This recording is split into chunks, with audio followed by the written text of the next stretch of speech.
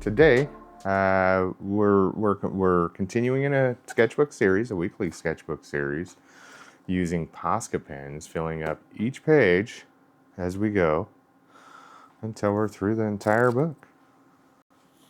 So last week we were introduced to a friendly snail named Snaily, right here. Yeah, we're gonna continue on. I'm thinking we're going to do something here in the background. We're getting to some area here where we need to start thinking about filling in. This is looking like the foreground here. And we might just go ahead and do something right here into the foreground here. Maybe that's going to come down as well. We're going to have some rocky stuff. And then out here, maybe be some piles. I want these piles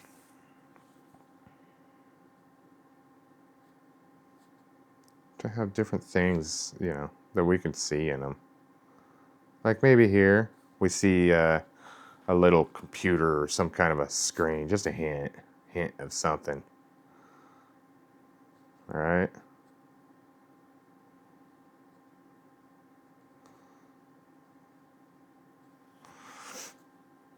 Yeah, I'm sketching really super light, so I don't disturb, you know, the Posca paint when we get to that point. So.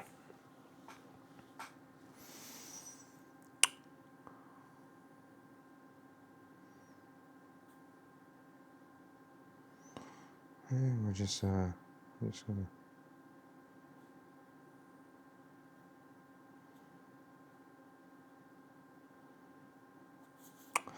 Just gonna draw shapes back in there, just to get the idea that there's a pile of something getting ready to be here. Maybe it's a pile of monitors. All right, maybe it's a pile of monitors. This is the electrical part of the dump. So.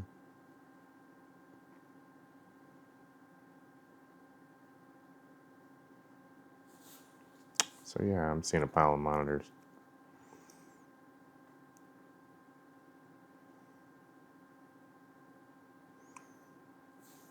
Just a pile of stuff. Doesn't even have it. It could be random for me. Doesn't have to be specific. We've got an antenna on this one. I don't know. Maybe this antenna is kind of zigzaggy. I don't know. Then we can start filling in maybe some bags of garbage.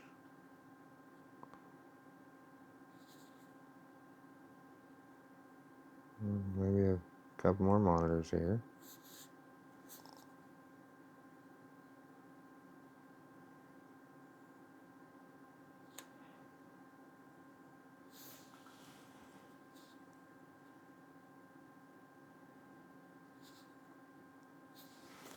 Mm-hmm. And here in the background, this is going to be a pile that's probably farther away, right? And now I'm just going to get some of those looser shapes into those farther away piles. And then we can use our imagination when we get to that point.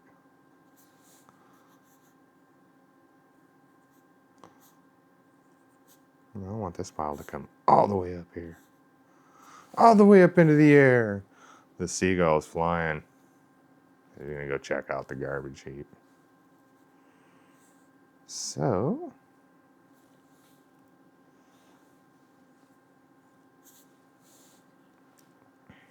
can definitely maybe I'll put some sort of description over here. So I'm going to go like this.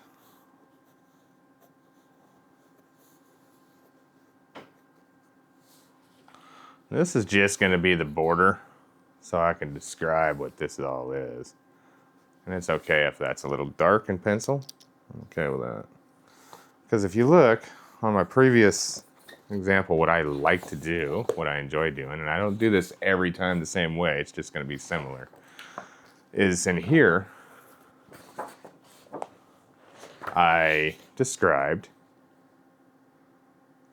different things that I drew at different times. Here, I'm probably doing it a little different, and I'm just going to describe the city dump and essentially what's here. So,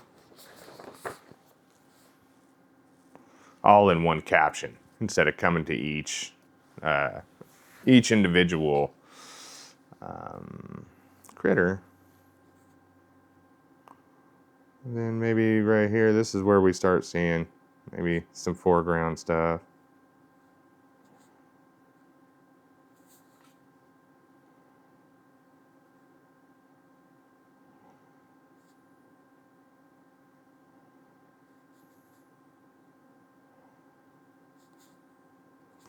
Just some foreground stuff, right? This looks like a dump where there's a lot of electrical stuff, right? But we know it's, it's a city dump, so they like, what they tend to do in city dumps is separate things, right? For recycling purposes. So that's what we got going on here. I'm seeing that. A city dump. A place that things go to live out there forever afterlife, right? These could be microwaves, they could be TVs, they can be a lot of things. Anything, that really draws the eye and captures that connection.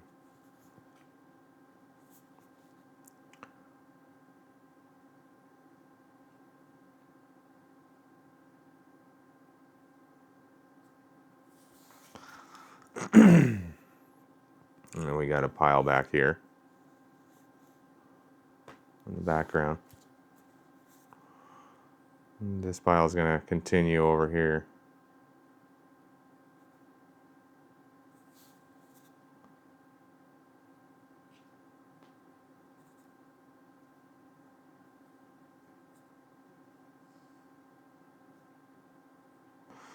Maybe it's let's see the underside of this one a little bit.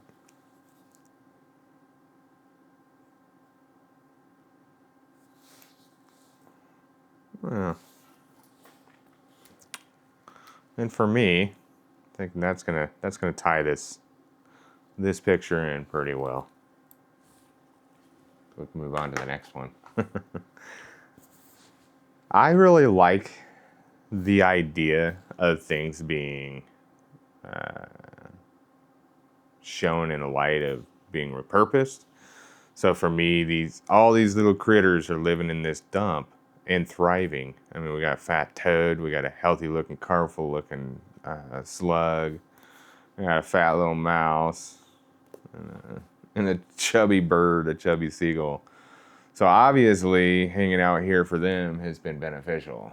They have definitely been able to thrive in an environment that looks almost apocalyptic because everything's thrown away and just decaying and rotting and all these things. But these critters have decided to make those things their home, their place of vibrancy, their place of connection, their place of how they want to see the world, how they experience it through their daily lives and stuff. So let's get some of these monitors painted in. I think I want to start with we're going to start with a black just to get a good presence of what's all there. Hey, sweethearts. Bella says good morning to everybody and sends her love out. She loves everybody. She loves everybody. So go ahead and use this.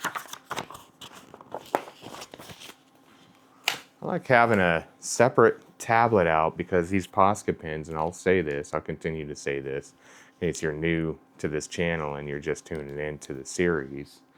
Use a extra pad because these pens tend to spill the ink out on the first contact. So what you should do, a good practice, is keep the cap on.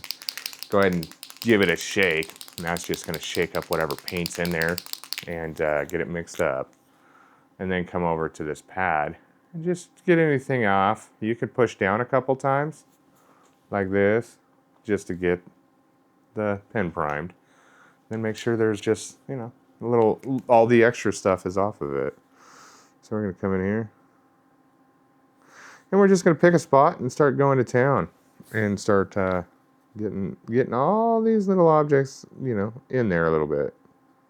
So that when we come back with some color, some different colors, we can make quick of what we see instead of fighting and trying to find out where those lines are.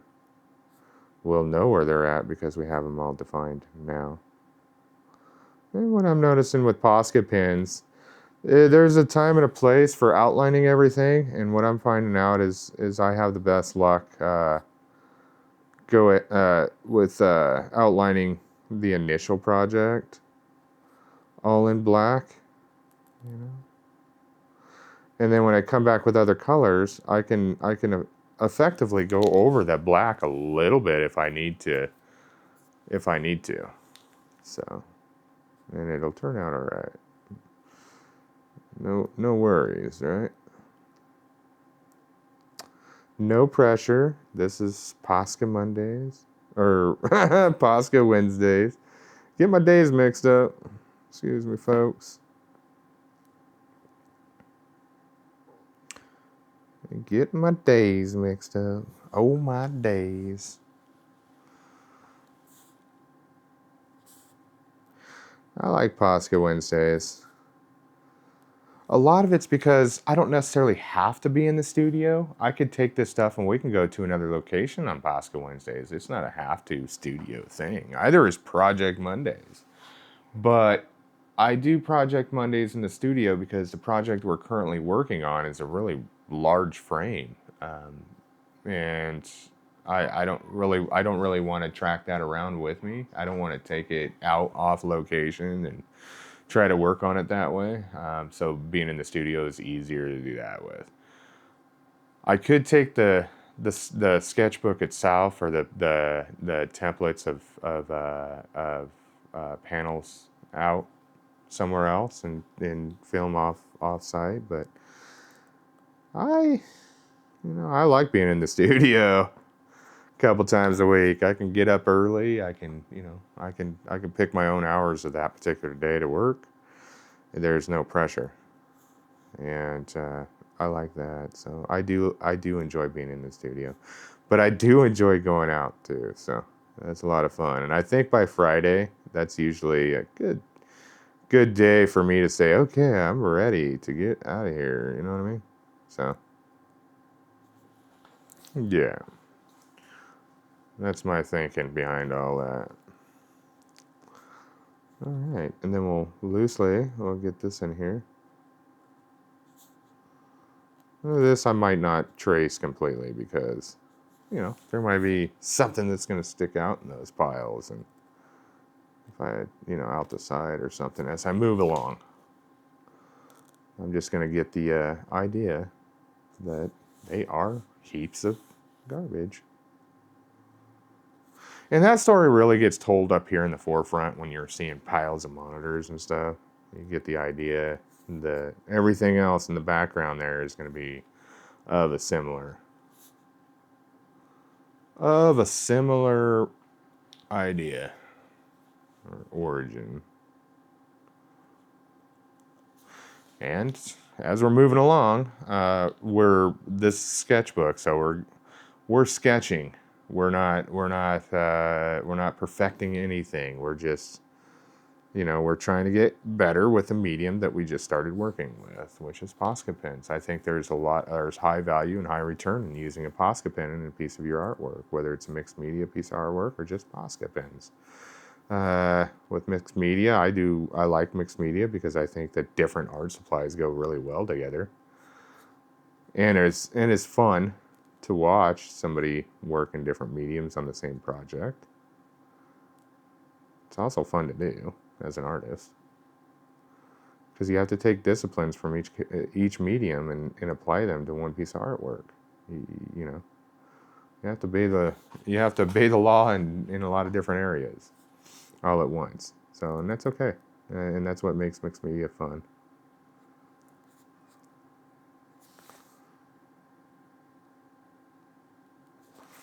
So, Bella's getting talkative. So we're in before her breakfast time this morning. So I got a lot to do today, so I wanted to get out and get this video made early, because I got other stuff that I need to attend to today. Because if I feed her before I shoot a video, she's usually hanging up there. So right now she'll come back and forth, and she's at the door. She's waiting. It's not close to breakfast time, but she associates getting up in the morning with that. And yeah, it's her little way of trying to trick me into feeding her a little earlier. She loves breakfast. This is her favorite time of the morning. I mean, she really likes that whole routine. She's a routine gal. She likes the routine. Nothing wrong with that. That's the way I am too. I'm fairly routine type person. There's things that I like to do on a routine, and just makes the whole process of doing it easier for me. I'm gonna go ahead and outline where this description is gonna be.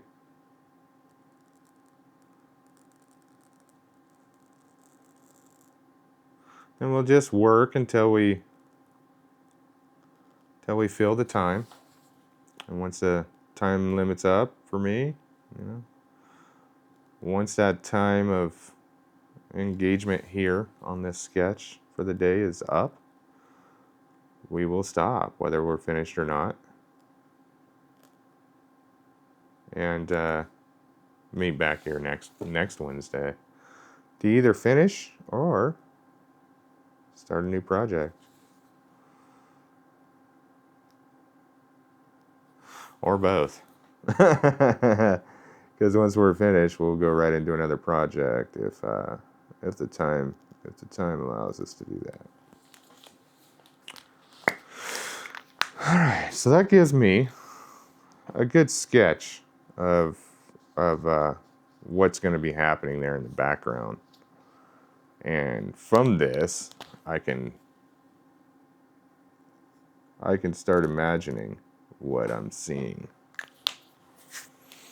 in these different piles. What this bird's flying, what the seagull's flying to go get, or what the snail is happy to live in, or the mouse is happy to call home. Frog, same thing. So,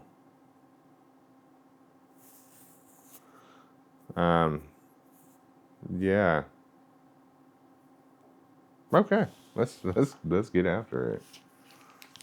I just had a funny thought. I was thinking Fred. We got Fred and Snaily. You know, we call him Seagull, Steven. Steven for Steven Seagull, right?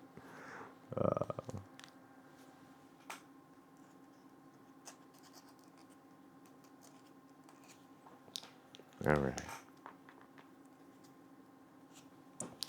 Steven, Snaily, Fred, and we'll call him Jerry. There's a little mouse cartoon named Jerry, and I remember that mouse, so I think it's Jerry. Call him Jerry.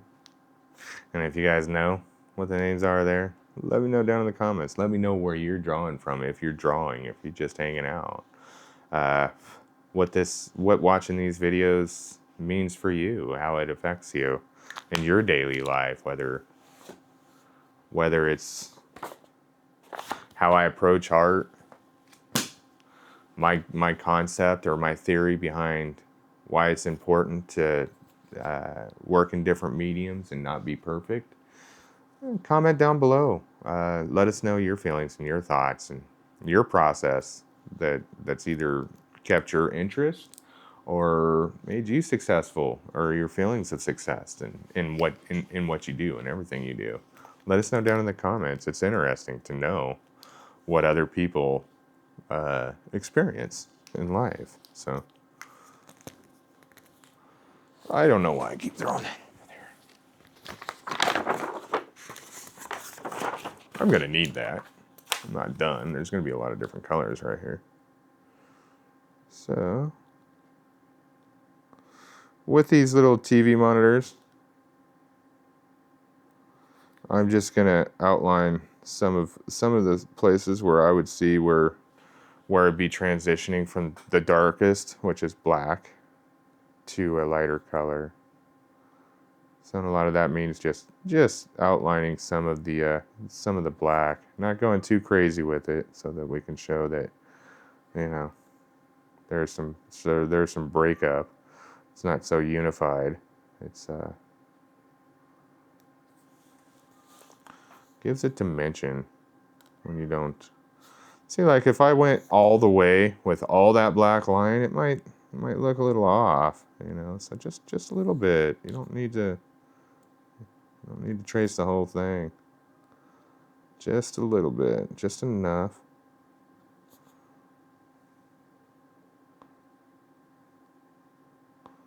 To suggest that we were there, we were present, we made our presence known, and we're moving on. We're going to go ahead and go to the next color.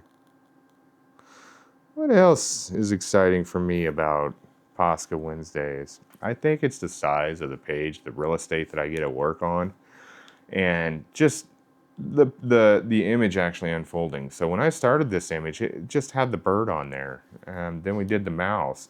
There's really no continuity. Then the frog. You really didn't see anything here. Then we did the frog. And that's when I made the choice to start putting in some ground so that we could see how these critters are moving about and what they're moving about on, and how life is treating them here.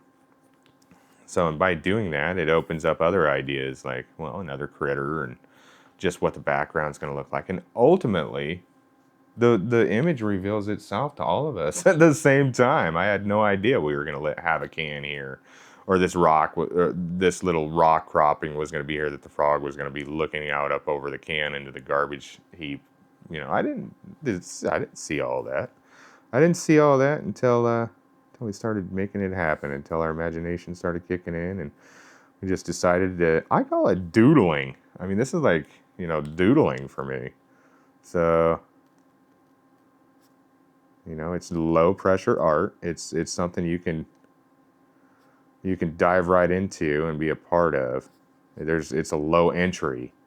It's not intimidating. It's not like you're gonna come here and be like, oh man, you know, wow, you know, that kind of thing. It's not like that. It's more about anybody at any level of expertise in art can just join in and chill and just be a part of the conversation and relaxing.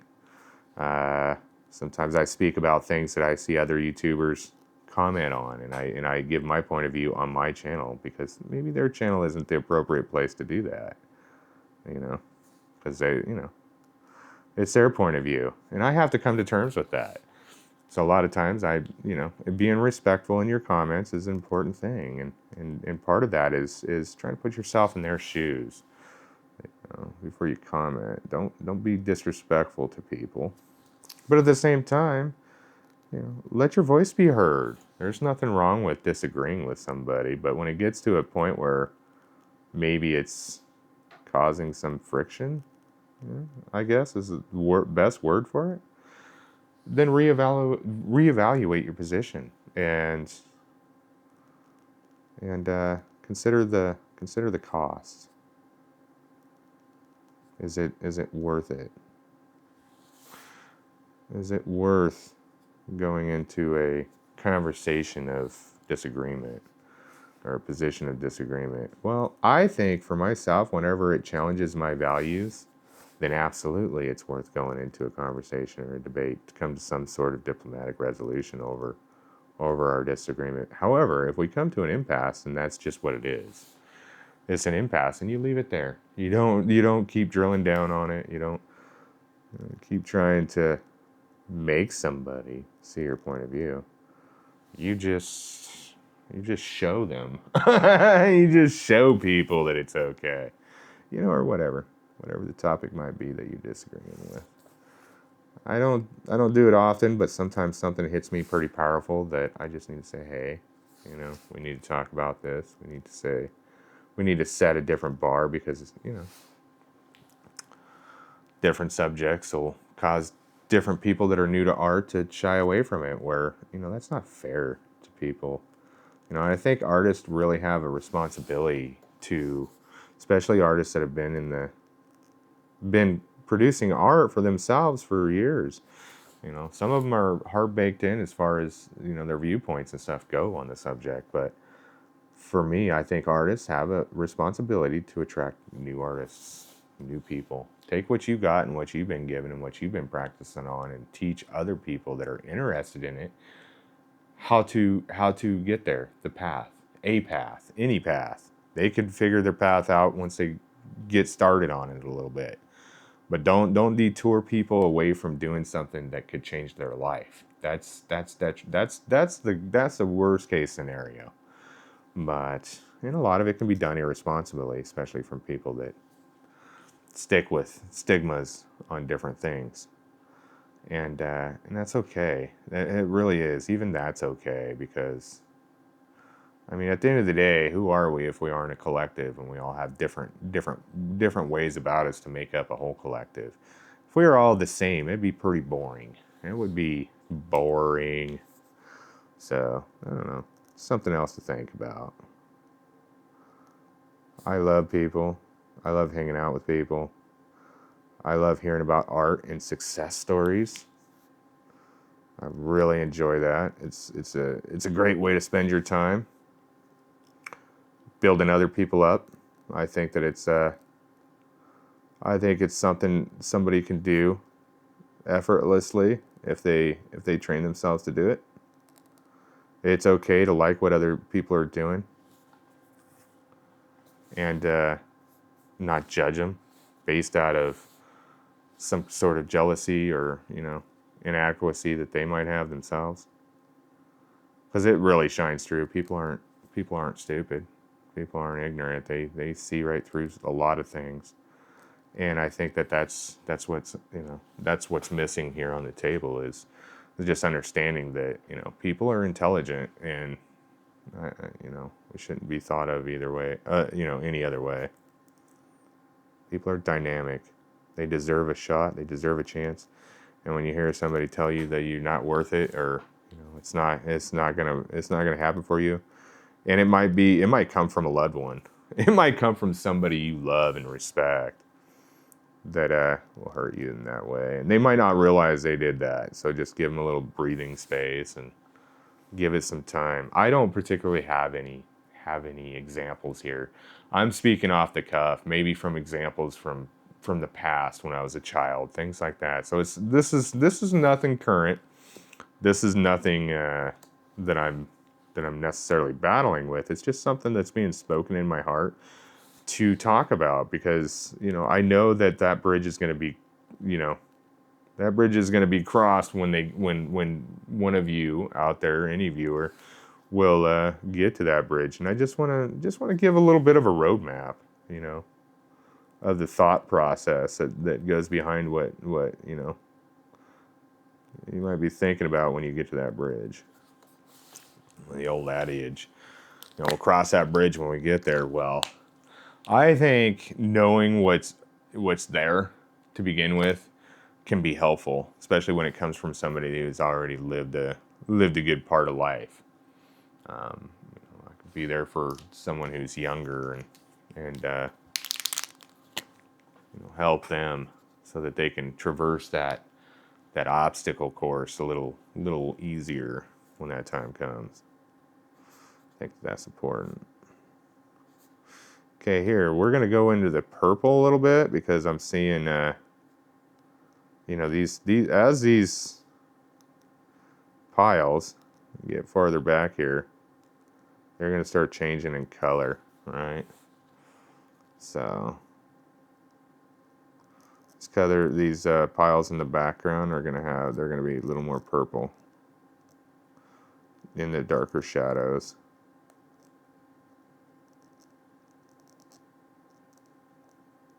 And I'll probably have to switch to a bigger brush at some point for some of this, just so we can cover a little more ground. But again, I'm just outlining things, and shapes might emerge as we go, so I don't want to commit to full coverage on different areas just yet. I want to give the moment a chance to breathe, and that's the important part with art also, in accumulation with everything else that can be, you know, part of the process. But a part of the process for me is letting things breathe. So going to different areas, letting one area sit and tell you the story as it flows can be really beneficial, because going from here to maybe over here and working on something will allow me the time to digest what's going on over here. So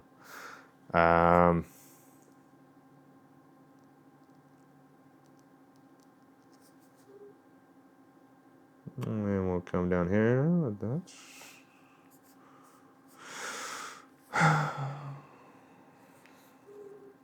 Yeah, sweetie. She's talking. She wants her breakfast. And she'll get her breakfast. Yeah, you will. You know you will. Okay. Same concept. Coming in with a little purple here, because some of these are in the background. Some of these are, you know, they have some shadow and some dimension to them.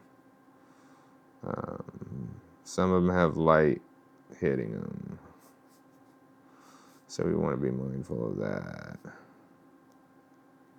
This is essentially a shading technique with Posca pens without blending that I'm trying to master here. I'm trying to figure out to see whether or not it exists, and it does. I've seen it.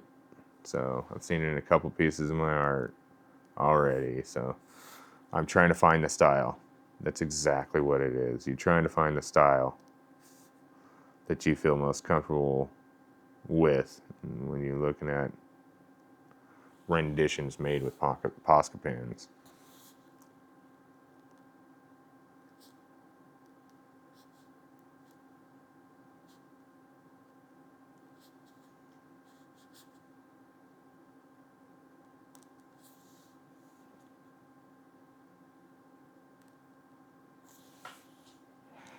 Okay.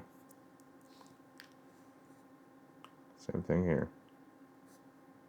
We're going to think, where are the darkest shadows at? And this one being a little closer, we're going to be a little more selective. This pile's a little further away.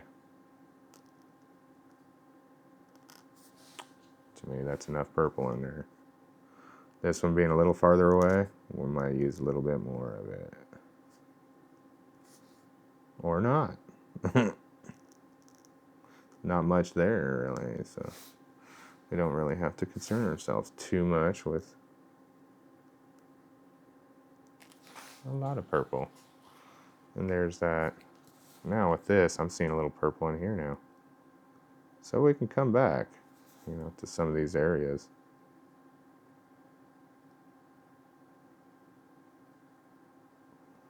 And just highlight that, you know, maybe there's some purple in there.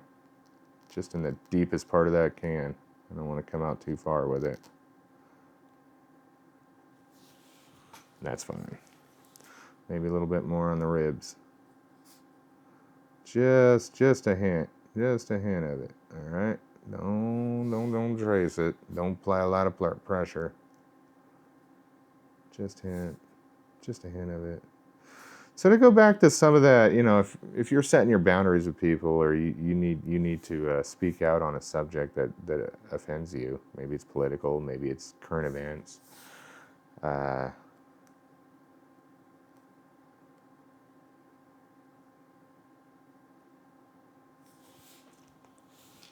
Consider all parties involved.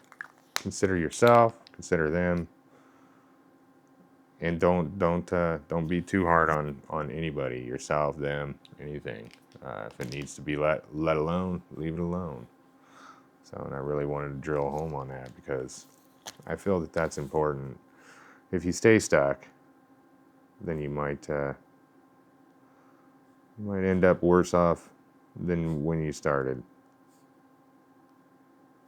So just be mindful of that. So pick your battles. Sometimes they're just not worth it. But if you set those boundaries, and that person, whether they're family or friend or somebody you're trying to be friends with, doesn't respect those boundaries, then it wasn't meant to be. Move on. Let them carry on in their life. Not that whatever they're doing is negative or bad. It's just it's not for you. It's not for you in your space and where you're at. And it's okay. And it's okay for them. It's okay for you. There's no judgment. Sometimes it's just a personality thing. It's it is what it is. Don't in any way think that you're better than that person for a second, because you're not. We're all perfectly human. And that's what it is. Okay. Now that I'm getting some ideas, y'all, of what this is turning out to be, I would like to... Oh man, we got so many choices, so many colors here. We need to start thinking about these monitors and how what color they're gonna be. I'm thinking an off-white is a good place to start, and we'll just see.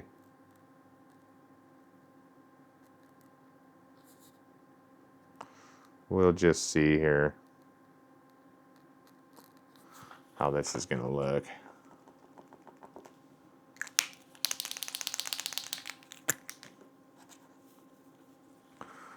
Okay.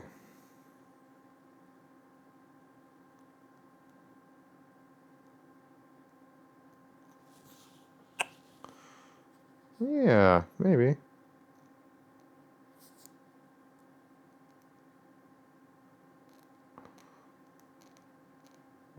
I think a picture, if it makes some sort of sense, then it's worth continuing. But if you make a mistake, or it's not turning out the way it's supposed to, be easy on yourself and keep it for a time until you produce something that you're happy with. Don't think everything you do is going to be perfect. I mean, it does get easier the more you practice. But that's just it. That's what it is. It's practice. It's not talent. It's not something somebody was born with. There are exceptions to that rule, but generally, for 99.9% of us, this isn't the case. And what I'm speaking to is a term called savant. And savants are generally individuals that are born with an innate ability to be able to perform in any subject cohesively without any practice or foreknowledge, whether it be having the ability to read entire novels and just retaining all the information and everything, crazy like, or being able to do math, just crazy math, or being an artist or being a singer, or just a lot of different things. So there are people that are considered savants in these different categories, being that they never had any foreknowledge of it. They were just born with the ability to be able to do that. And still, I don't call that talent. I mean, I don't even know what the word talent really means. I mean, outside of, being a savant. Maybe talent means, we're not going to dispose of the word, okay? It's there. maybe talent is the outcome of your practice. Maybe that's what it is. Like a physician goes to school for, 10, 12 years or whatever. I'm not sure how long they go to school. I know it's a long time. They earn their title, doctor. But perhaps it's, maybe that's called talent, because they're really good at doing what they're doing because they've spent so much time at it. Now they're in a different category called talent. Maybe that's it. I have a hard time with titles. It makes me feel uncomfortable. So, and a good doctor will notice that too. I've had doctors that have noticed that. When I fell 35 feet and I was in the hospital for 2 weeks, I had a doctor working on my hand. I'll use his first name. His first name was David. And he immediately picked up on that uncomfortableness from me and stopped me and said, "Don't call me doctor, call me David." And I was like, dang. Because a lot of the times these, there's some doctors out there that really hang on that title. I mean, it just gives them all their authority. It gives them a sense of ownership, and I don't really like doctors like that. I mean, I have a preference. I like them down to earth, and a little worn in, a little practiced. I'm not into entitlements. It's a sign of insecurity to me. Just like sitting here calling myself an artist, it could be a sign of insecurity for me. I'm just somebody who enjoys drawing. I'm somebody who enjoys coloring. I'm somebody who doesn't have to put labels to things because I'm not living up to any kind of hype that people set forth for different titles. What does it mean to be an artist? All of a sudden you can't use a ruler? All of a sudden you can't trace an image onto a picture to get some joy out of it and color it?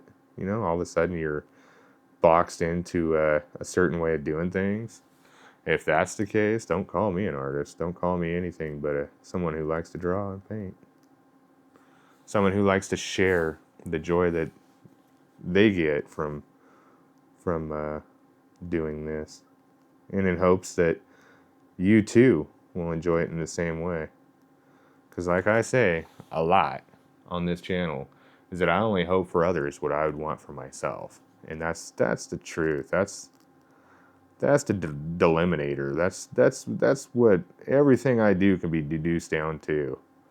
Is that I don't try to put myself above anybody by calling things what they aren't. All right. You know a little bit about me. Let's hear more about you in the comments section. I want to hear about you. I want to know what you think. I want to know what helps you get through life and live life on life's terms. I want to know what makes you happy. What makes you get up in the morning? What helps you transition from your coffee, your everyday things, breakfast, getting the kids off to school if that's your thing. I've never had kids myself. I'm single, and I've been single my whole life, and I've never been married. And I enjoy that freedom. That's me. But it doesn't mean I'm not interested in how other people live their lives and the joys that they get, because there's a lot of joys in raising kids. Now, I've had a lot of young people look up to what I do and enjoy what I do, and a lot of that's probably because I'm not their parent. I'm just saying, I went through adolescence too, so I know exactly how I reacted. Whether or not I was embarrassed my mom walked me into school or not. Versus my stepdad at the time, would have been two different things. So I get that part of it. But hey, with that being said, maybe that's my joy of raising kids. It takes a community to raise a kid. Even though the kids might not be mine, I'm still going to be there and tell them that, hey, bullying is not cool. Hey, how I see bullying, you might have a bully that lives inside of you, knock that bully down.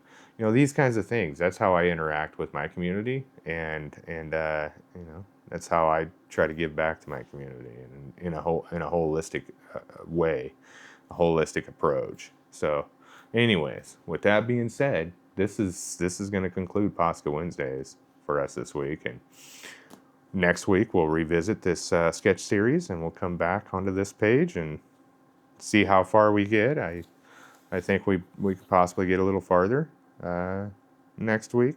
We got a lot of the colors in, and we got the sketch in. I mean, it's quite a bit there to do in 45 minutes, 3/4 of an hour. And yeah, I just want to get consistent with that time, so that you folks know what to expect, and I'm respecting your time. There's timestamps down in the description. There's loads of good stuff down in my description, whether it be links to the different art materials I use or the studio gear that I use to accomplish these videos, and my off-site adventures with Bella. It's all there in the description. If you wanna be like me, if you wanna be like me, you could go down there in the description and just check it out and do some shopping. You know, check it out. Go out and look at the things that I use, and maybe there's some other products out there that are similar that you could use. You might want to try. Go do that. Go enjoy yourself. More than anything, it's all about freedom. It's all about freedom. It's all about freedom of movement, freedom of choice, freedom of existence, and I think that's important. We're not here to adhere to any certain policy.